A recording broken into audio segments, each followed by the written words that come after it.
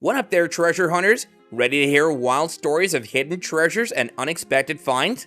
From a flea market painting to a hidden artwork, join us on this exciting journey of unbelievable discoveries. Let's dive into these amazing tales of incredible things found in abandoned buildings. A long time ago, a London taxi driver bought a painting for just £40 at a flea market. He thought it was just a cool picture, so he hung it in his living room for over 30 years. One day, he decided it didn't match his room anymore and thought about selling it. Maybe he'd get a little money out of it, right? So he took that painting to Roseberry's auction house to see what it was worth. The people there took one look and their eyes went wild. They said, "This isn't just any painting, it's a super old picture from the early 19th century. It shows a beautiful town in India with the shiny golden temple in the background. The Golden Temple is a super special place for Sikh people.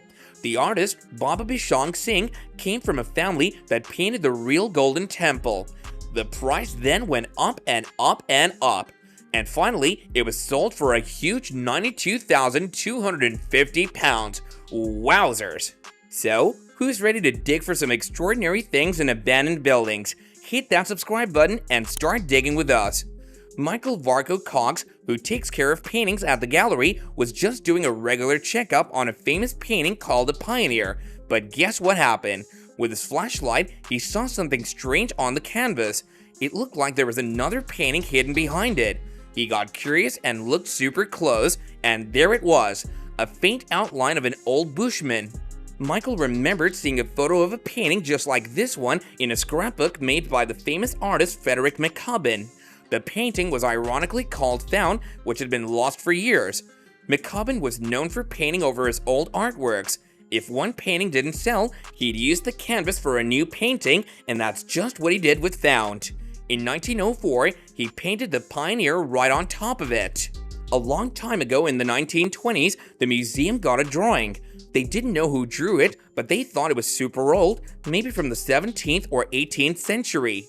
It was called the Labor of Hercules. And guess what? When they decided to sell it, things got super exciting. People from London and Italy really wanted it, and they started to bid more and more money for it. Everyone was wondering, why is this drawing so special? The big surprise came when they found out that the drawing was made by Baccio Bandinelli. He was a super famous artist from a time called the Renaissance. He made so many cool paintings and sculptures, and this drawing, well, it was one of his artworks. When the news came out, the price went way up. Finally, someone bought it for a whopping $130,000. A retired doctor had some old drawings in his family for years and years in Paris, France.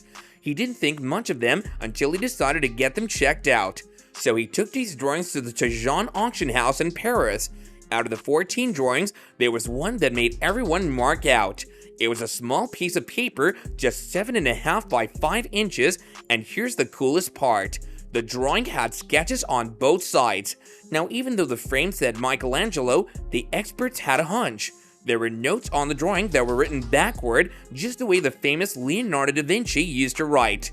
After a lot of checking and studying, the experts finally said it. This was a real Leonardo da Vinci drawing from the 1480s. The picture shows Saint Sebastian, who was tied to a tree. It was worth at least $16 million. A couple in Tennessee bought a sweater for just 58 cents from a Goodwill store. One day, while watching a show about the famous NFL guy Vince Lombardi, they thought their sweater looked like his. Surprise, surprise, they found a Lombardi tag inside.